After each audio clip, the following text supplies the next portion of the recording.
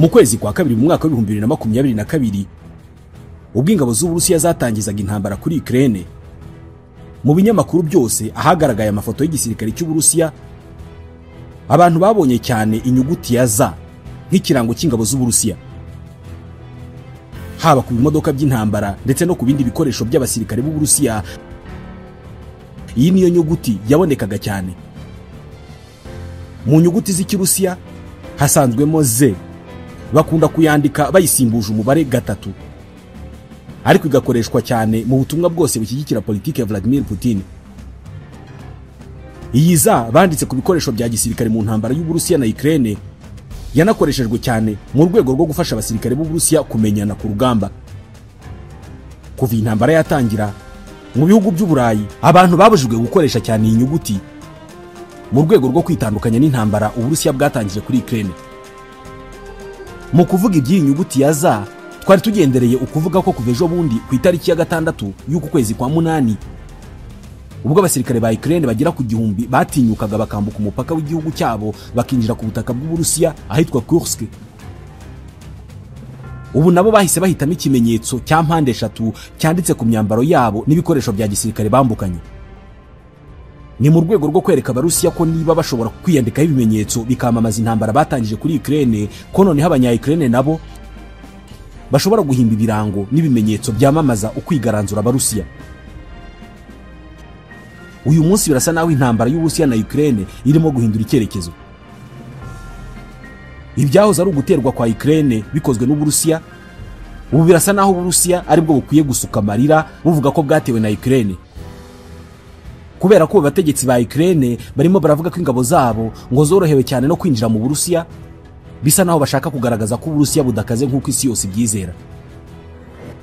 Ibi bitero Ukraine yagabye ku Burusiya ni ibitero byafashe ibirometero kare byinshi by'ubutaka bw'Uburusiya, kandi birashoboka cyane ko byagaruye imbaraga na morale ku banya-Ukraine.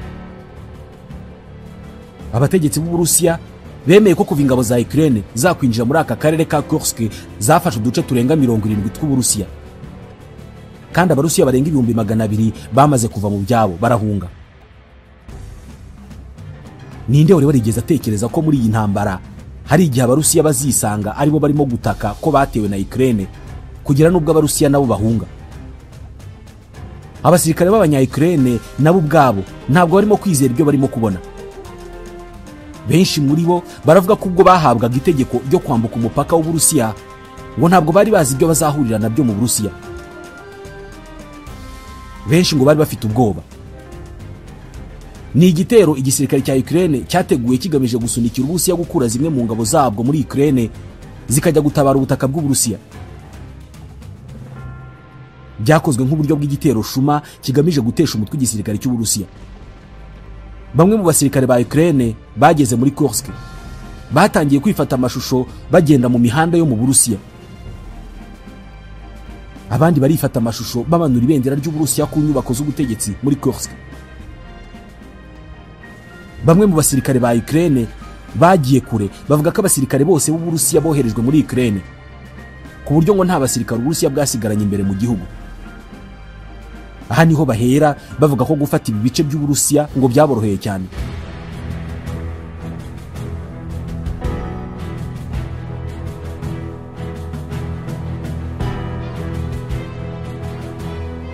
Aba basirikari bavuga ko uburyo bakoresheje ari ukubanza gusenya uburyo bwose bwo gutumanaho hagati y'ingabo z'Uburusiya, ubundi bakarasa umwanzi.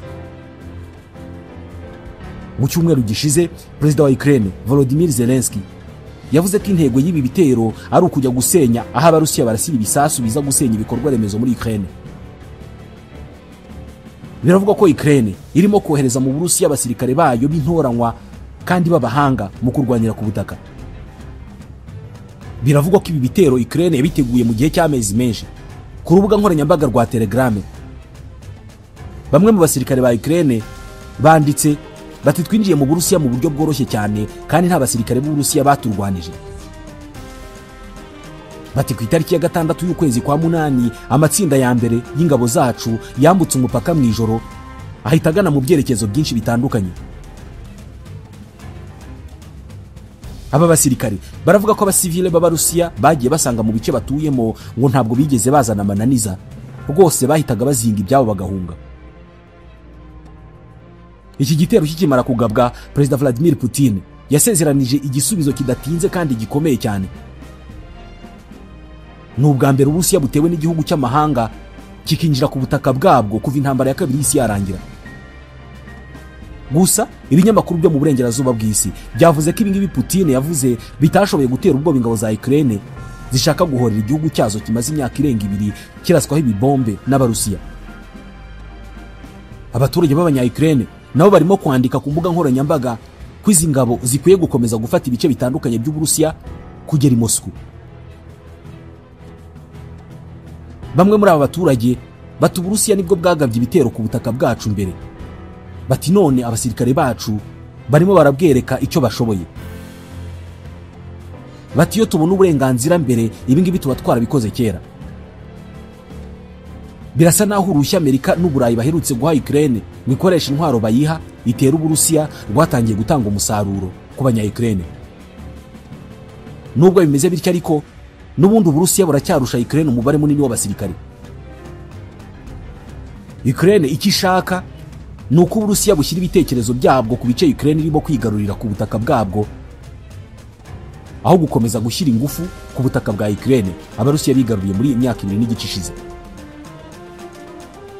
Ku munsi w'ejo, Minisiteri y'Ububanyi n'Amahanga ya Ukraine yavuze ko Ukraine nta gahunda ifite yo kugumana ubutaka bw'Uburusiya yamaze kwigarurira. Ukraine ifite amahitamo abiri. Hari ukuba ingabo zayo zakomeza kwinjira ku butaka bw'Uburusiya zikagera kure bagafata n'ibindi bice batarafata, cyangwa se bakaba basubira inyuma. Bitewe n'igihe gishize drone z'Abarusiya zimisha ibisasu ku butaka bwa Ukraine, za misile zabo zikagwa ku bikorwa remezo bya Ukraine, iki gihugu cyari gikeneye inkuru nziza. Ibihugu byo mu Burayi birimo birashimira abanya-Ukraine uburyo ngo bashoboye gukoresha ibikoresho bahawe nk'imfashanyo bagashobora kwinjira mu Burusiya kandi bagafata bimwe mu bice by'iki gihugu. Ibi bitandukanye no mu mpeshyi y'umwaka ushize aho abanya-Ukraine bagowe no gukoresha ibimodoka by'intambara bahawe n'Ubudage, bityo bikabananira neza kwigiza inyuma ingabo z'Uburusiya zari zarigaruriye ibice bitandukanye bya Ukraine. Aba baravuga ko Ukraine yamaze kugaragaza ibyo ishoboye, kuba ngubu icyo yakabaye ikora ari ugukomeza igamije kubabaza Uburusiya.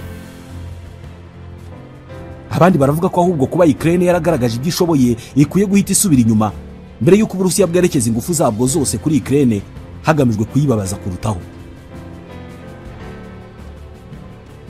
Hari abandi bagaragaza ko ingabo za Ukraine ziri mu Burusiya zikwiye kugumana aho zafashe maze bagasunikira Uburusiya kwemera imishyikirano. Baravuga ko Ukraine yakoresha ibi bice by'Uburusiya yamaze kwigarurira mu kuganira n'Abarusiya, ibasaba kurekura ibice bya Ukraine Uburusiya nabwo bwafashe kugira ngo nabo barekure ibyo bice by'Uburusiya bafashe. Gusa birasa naho Ukraine yamaze guhitamo gukomeza kwigarurira ibindi bice by'Uburusiya. Nk'ubu uyu munsi Perezida wa Ukraine Volodymyr Zelensky yavuze ko yavuganye n'umugaba mukuru w'ingabo ze ziri mu Burusiya Oleksandr Syrskyi, ngo amumenyesha ko ingabo za Ukraine zirimo kugenzura uduce 74 ko muri Kursk mu Burusiya. Zelensky ati ndimo kuvugana bihoraho n'umugaba mukuru Oleksandr, ati nakira amakuru ku rugamba n'ibikorwa byacu mu ntara ya Kursk. Ati nubwo urugamba rutoroshye ingabo zacu zirimo kwagura ibirindiro muri Kursk, uduce 74 twose turimo kugenzurwa na Ukraine. Uyu mukuru w'igihugu yavuze aya makuru nyuma yaho General Syrskyi avuze ko ingabo za Ukraine zimaze gufata ubutaka bwo muri Kursk bungana n'ibirometero kari 1000. Nubwo Uburusiya bwo buvuga ko ubwafashwe bukabaka ibirometero kare 500.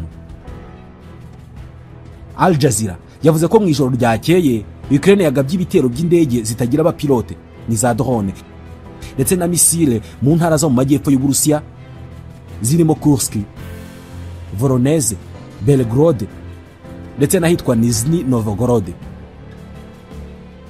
Ibi bitero byatumye abarenga 200,000 batuye muri izi ntara zegereye Ukraine bahunga. Guverineri wa Belgorod witwa Vyacheslav Gladkov we yafashe icyemezo cyo gushyira iyi ntara mu bihe bidasanzwe. Bwana Gladkov yavuze ati ikibazo cyo mu ntara ya Belgorod kirimo kurushaho gukomera. Ati twafashe icyemezo cyo gutangaza ibihe bidasanzwe guhera uyu munsi, turanasaba leta gutangaza ibihe bidasanzwe ku rwego rw'igihugu. Uyu muyobozi yasobanuye ko nubwo nta muntu wapfuye cyangwa se ngo akomerekere muri ibi bitero by'ingabo za Ukraine muri Belgorod, ngo zimwe mu nyubako zaho zarangiritse cyane. Leta y'u Burusiya kuri iyi tariki ya 14 yavuze ko muri rusange nayo yasenye indege 117 zitagira abapilote za Ukraine ndetse na misile nyinshi zararashwe muri izi ntara. Ikintu kimwe cy'ukuri kandi kibonwa na bose nuko Uburusiya kuba bwaratewe n'igihugu Perezida Putin avuga ko kitakabaye kinabaho ari ikintu Uburusiya butazihanganira. Kugeza ubu nta muntu ufite amakuru ku cyo Uburusiya bugiye gukora, ariko gishobora kutazaba kiza kuri Ukraine n'abayishyigikiye.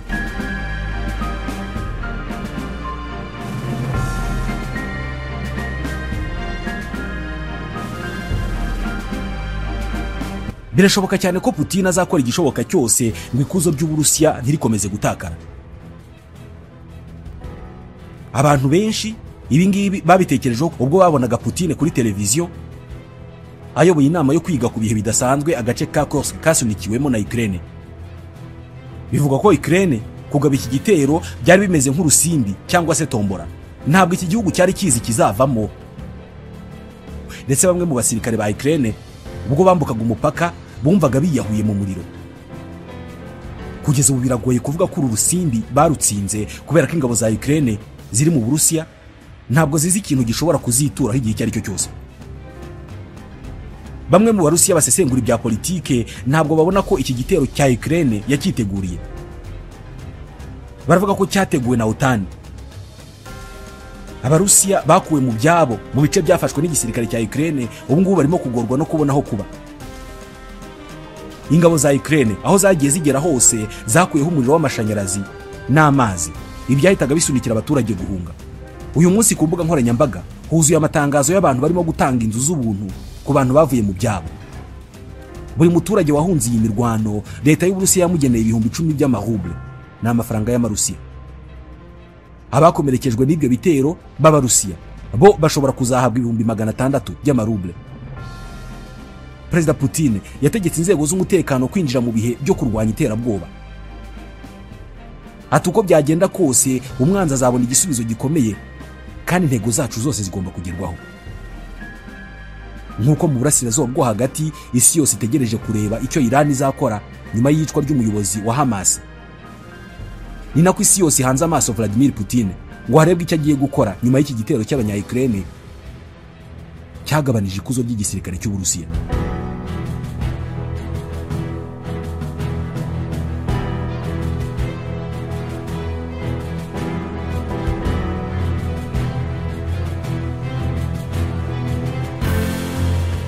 Abanya-Ukraine benshi bakoreye imyigaragambyo i Kiev ku murwa mukuru basaba ko guverinoma y'igihugu cyabo yakora ibihagije kugira ngo imfungwa z'intambara z'abanya-Ukraine zafashwe n'Uburusiya zirekurwe.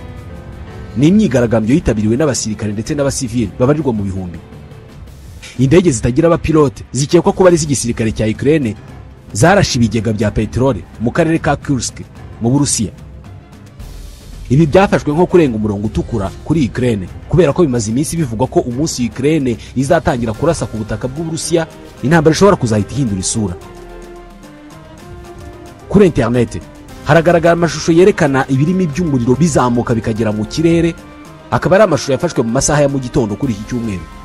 Guverineri w'intara ya Kursk mu Burusiya yitwa Alexei Smirnov yanditse ku rubuga rwa Telegram ko ibigega bitatu bya essence byafashwe n'inkongi y'umuriro iturutse ku gisasu cyarashwe n'indege zo mu bwoko bwa drone z'abanya-Ukraine. Avuga ko abazimya umuriro bashoboye guhita bazimya ikigega cya mbere, ariko ngo bari bagikomeje kugerageza kuzimya n'ibindi bibiri igihe yandikaga ubwo butumwa. Bwana Smirnov yavuze ko abantu 82 n'ibikoresho bigera kuri 32 byifashishwa mu kuzimya inkongi z'umuriro byari birimo kwifashishwa mu kuzimya iyo nkongi. Yavuze ko icyo gitero cyanangije inzu zituwemo muri ako gace. Minisiteri y'ingabo y'u Burusiya iremeza ko yashoboye guhanura ebyiri muri izo drone zagabye icyo gitero muri Kursk. Aka ni akarere gahana imbibi na Ukraine. Ukraine ifata ibikorwa remezo bikoreshwa mu gutunganya peteroli nk'ahantu heza ho kugaba ibitero ku butaka bw'Uburusiya. Ukraine yatangiye kugaba ibitero nk'ibyo ngibyo ku Burusiya mu minsi itari myinshi ishize. Ukraine irakoresha indege zitagira abapilote, ni ukuvuga za drone, zirasa kure imbere mu Burusiya. Ikinyamakuru cyitwa Ukrainska Pravda cyandikirwa muri Ukraine ejo cyanditse ko Ukraine idasiba kugaba ibitero ku nganda ziyungurura peteroli n'ibigo bya gisirikare mu Burusiya. Ikinyamakuru kikavuga ko imwe mu ndege zayo za drone iheruka kurasa ku kigo kiyungurura peteroli mu karere ka Ryazan mu Burusiya. Hagati aho mu minsi mike Ukraine yiteguye kwakira indege z'intambara zo mu bwoko bwa F-16, indege yemerewe n'umuryango OTAN. Izi ndege zari zimaze igihe zitegerejwe muri Ukraine nyuma yo kuzemererwa.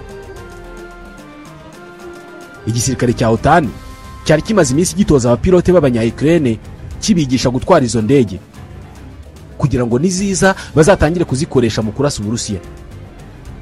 Perezida Volodymyr Zelensky wa Ukraine yavuze ko izi ndege zigiye guhindura intambara kubera ko zigiye kubuza Uburusiya gukomeza kurasa ku butaka bwa Ukraine. Hagati y'ingabo z'Uburusiya nazo zimaze iminsi zitegura izi ndege za F-16 za Ukraine. Uburusiya bumaze iminsi bugerageza gusenya ibibuga by'indege za gisirikare byo muri Ukraine kugira ngo izo ndege niziza zizabura ibibuga zikoresha. Hari impungenge ko Uburusiya bwiteguye cyane izi ndege kandi bumaze igihe kinini cyane buzitegura ku buryo zishobora kuzahagera zihita zitangira gushwanyaguzwa n'igisirikare cy'Uburusiya. Harabarwa nibura ibibuga by'indege bitatu byo muri Ukraine byasenywe, birimo icya Myrhorod, icya Kryvyi kiri hagati muri Ukraine, hamwe n'ikindi kimwe kiri mu ntara ya Odessa mu majyaruguru y'igihugu. Uburusiya buvuga ko bwabashije gushwanyaguza indege z'intambara za Ukraine 5 zo mu bwoko bwa Su-27, imwe yo mu bwoko bwa MiG-29 hamwe na radar n'ibindi bibunda bya muzinga birasa ibisasu bya misile byo mu bwoko bwa Patriot. Ibi ni ibicunga ikirere cya Ukraine. Izi mbunda zicunga ikirere nizo Ukraine itahwemye gusaba abayitera inkunga kubera ko Uburusiya bumaze igihe kinini burasa ibisasu bigaturuka ku butaka bw'Uburusiya bikagwa muri Ukraine. Abategetsi muri Ukraine nta kintu na kimwe bavuga kuri ibi ngibi, kandi igisirikare kirwanira mu kirere cyanze kugira icyo kibwira ibitangazamakuru. Gusa cyanyujije ubutumwa ku mbuga nkoranyambaga kivuga ko indege n'ibikoresho byo gukingira ikirere byari byo ntandaro yatumye Uburusiya burasa ibisasu byinshi bya misile byo mu bwoko bwa Iskander bikagwa muri Ukraine. Abategetsi muri Ukraine baravuga ko noneho ubwo bagiye kubona ibi bikoresho bagiye kujya bafata ibi bisasu bitaragwa ku butaka bwa Ukraine. Uburusiya n'inshuti zabwo ndetse n'abaturage nubwo bishimiye izi ndege zigiye kubageraho, ariko banafite ubwoba ko izi ndege zakozwe n'Abanyamerika zishobora gusenywa cyane n'Uburusiya kubera ko nta buryo buhagije bwo kuzicungira umutekano bwateganyijwe. Igisirikare kirwanira mu kirere cya Ukraine gisanzwe gikoresha tekinike yo gukwirakwiza indege zacyo ahantu henshi mu kirere kugira ngo ntizisenyerwe rimwe. Ubundi buryo bamaze iminsi bakoresha ni ukugurutsa izi ndege zabo z'intambara zikamara igihe kirekire mu kirere kugira ngo Uburusiya nibarasa ku bibuga by'indege byo muri Ukraine usange nta ndege zihari. Ibintu bishobora guhinduka kandi bikagorana niba Ukraine irimo gushyira ingufu mu gucunga umutekano w'indege zishinzwe gucunga umutekano w'abaturage. Izi ndege za F-16 zikenera ibibuga by'indege bimeze neza bidafite imbogamizi izo arizo zose cyangwa se imyanda ku kibuga. Iyo bitabaye ibi ngo moteri z'izi ndege ntabwo zikora.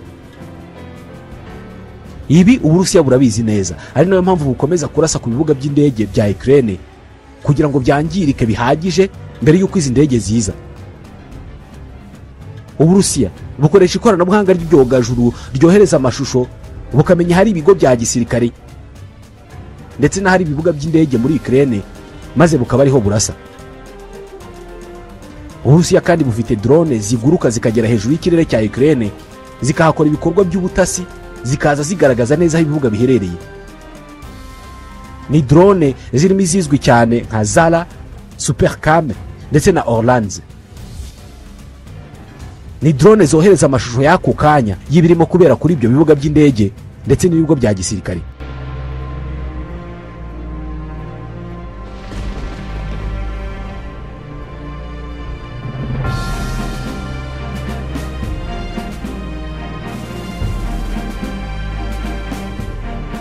kwakira izi ndege kwa Ukraine bigiye kuba igisubizo ku byo Perezida Zelensky amaze igihe asaba Uburayi na Amerika. Mu ntangiriro z'icyumweru gishize, Perezida Volodymyr Zelensky yari yavuze ko igihugu cye gikeneye ibisasu byo mu bwoko bwa misile ziraswa kure kugira ngo kirinde imijyi yacyo n'ingabo ziri ku rugamba. Yavuze ko byafasha cyane mu gukumira ibitero bagabwaho n'ingabo z'Uburusiya zikoresheje ibisasu bya bombe n'indege za gisirikare zitagira abapilote. Yabivuze nyuma y'igitero gikomeye Uburusiya bwari bwagabye kuri Ukraine bukoresheje izi drone ndetse n'ibisasu rutura bya misile. Ni igitero cya gatanu Uburusiya bwari bugabye kuri Kiev, umurwa mukuru wa Ukraine, mu gihe cy'ibyumweru bibiri. Ku rubuga rwa Telegram, ingabo za Ukraine zirwanira mu kirere zavuze ko zashwanyaguje ibyo bisasu zibishwanyaguriza mu kirere mbere yuko bigera ku murwa mukuru Kiev. Zavuze ko muri drone 39 za gisirikare Uburusiya bwohereje muri Ukraine ngo 35 muri zo zashwanyurijwe mu kirere zitaratangira kurasa ku butaka. Ukraine yavuze ko ibyo bisasu byose byari byarashwe mu turere twayo 10 dutandukanye. Umubare w'ibisasu byari byarashwe hagamijwe ko bigwa ku murwa mukuru Kiev ntabwo wahise umenyekana. Serhiy Popko, uyobora ingabo zirinze umurwa mukuru Kiev, yatangaje ku rubuga rwa Telegram ko nta bahitanywe n'ibyo bisasu. Perezida Zelensky yavuze ko Ukraine ikwiye gusanga ibyo bisasu nk'ibyo ngibyo mu Burusiya akaba ariho ibishwanyaguriza itarinze gutegereza ko biraswa mu kirere cyayo. Abona ko ibi byagabanya ibitero Uburusiya bukomeza kugaba kuri Ukraine. Yongeye gusaba ibihugu by'Uburayi bishyigikiye Ukraine kubongera izindi ntwaro, yongera no kubashimira kuba baremereye Ukraine gukoresha intwaro bayiha ikazirashisha mu Burusiya. Yari i Londres mu mpera z'icyumweru cyabanjirije igishize asaba Ubwongereza kumvisha ibindi bihugu bafatanyije mu gushyigikira Ukraine gukuraho inzitizi zose zibuza Ukraine gukoresha ibisasu biha Ukraine ngo irase ku butaka bw'Uburusiya. OTAN igiye kohereza izi ndege z'intambara zigere muri Ukraine. Izi ngizi ziriyongera ku bindi bikoresho bya gisirikare n'amafaranga badasiba guha Ukraine. Uburusiya buheruka kuvuga ko nabwo bugiye gutangira guha ibikoresho bya gisirikare abanzi ba Amerika n'umuryango OTAN muri rusange. Perezida w'Uburusiya Vladimir Putin yaburiye ko igihugu cye gishobora guha intwaro ibihugu hagamijwe kurasa ku hantu ho mu bihugu byo mu burengerazuba bw'isi.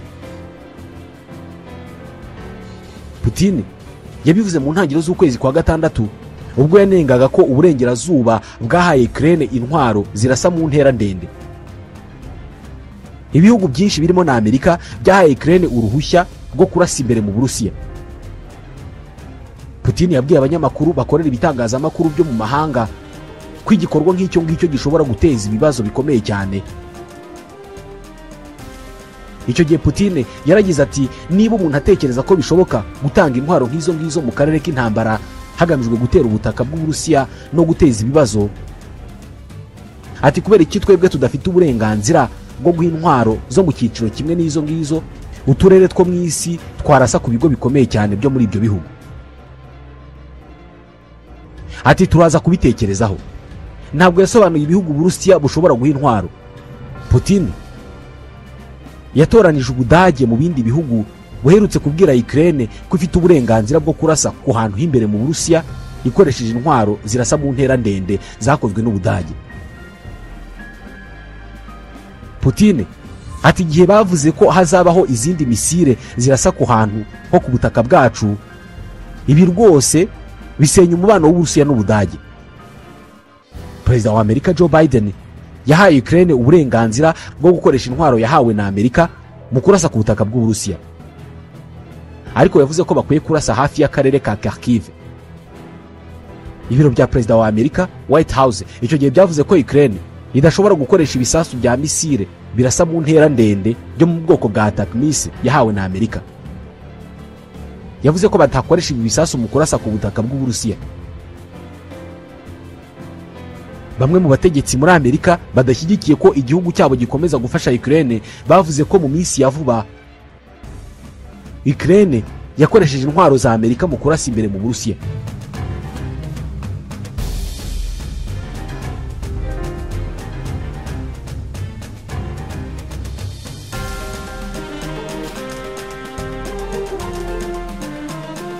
imirwano ikaze imaze igihe ibera mu majyaruguru ashyira uburengerazuba bwa Kharkiv kuva Uburusiya bwakongera gutsimura mu bice byo hafi y'umupaka wa Ukraine wo mu majyaruguru. Kharkiv ni umujyi wa kabiri mu bunini muri Ukraine, uri mu ntera y'ibirometero 30 uvuye ku mupaka utandukanye ibihugu byombi. Ukraine ivuga ko misile za Korea ya ruguru zirimo gukoreshwa imbere ku butaka bwa Ukraine zikoreshejwe n'ingabo z'Uburusiya. Ibi ikavuga ko nayo biha uburenganzira bwo gukoresha intwaro ihabwa na OTAN mu kurasa Uburusiya. Putin yavuze ko uburengerazuba bwibeshya cyane mu gutekereza ko Uburusiya butazigera na rimwe bukoresha intwaro za kirimbuzi. Iki gihe yarabajijwe n'ibiro ntaramakuru Reuters ku byago by'uko ibintu byafata indi ntera hakaba hanakoresha intwaro za nucleaire kubera ibibera muri Ukraine. Putin ati ku mpamvu runaka uburengerazuba bwemeza ko Uburusiya butazigera na rimwe bukoresha izo ntwaro. Ati dufite amahame ajyanye n'intwaro za nucleaire. Ati niba ibikorwa by'umuntu biteje inkeke ku busugire bw'igihugu cyacu, ati dufata ko bishoboka cyane kuri twebwe gukoresha uburyo bwose dufite. Ati ibi ntabwo bikwiye gufatanwa uburemere buke. Putin yanapfobeje cyane igitekerezo cy'uko Uburusiya ngo buteganya gutera ku butaka bwo mu muryango wo gutabarana wa OTAN. Ati ntabwo mukwiye gufata ko Uburusiya ari umwanzi, ni mwebwe gusa mwibabaza kubera ibi ngibi. Ati byo murabizi. Ati batekereje ko Uburusiya bwashakaga gutera OTAN. Ati mwarasaze burundu. Ati byo ni ibintu bidahura. Ati ni ibintu bitazabaho. Ati ubundi byo ngibyo ninde wabizanye? Ati nta shingiro bifite murabizi. Ati ni ubucucu gusa. Putin avuga ko nta gahunda bafite yo gutera igihugu icyo ari cyo cyose kiri muri OTAN. Gusa akemeza ko bazatera inkunga abanzi b'ibihugu bya OTAN akaba aribo batera ibyo bihugu. None ko Ukraine ikomeje gusenya inganda zitunganya peteroli y'Uburusiya, Uburusiya bugiye gukora iki?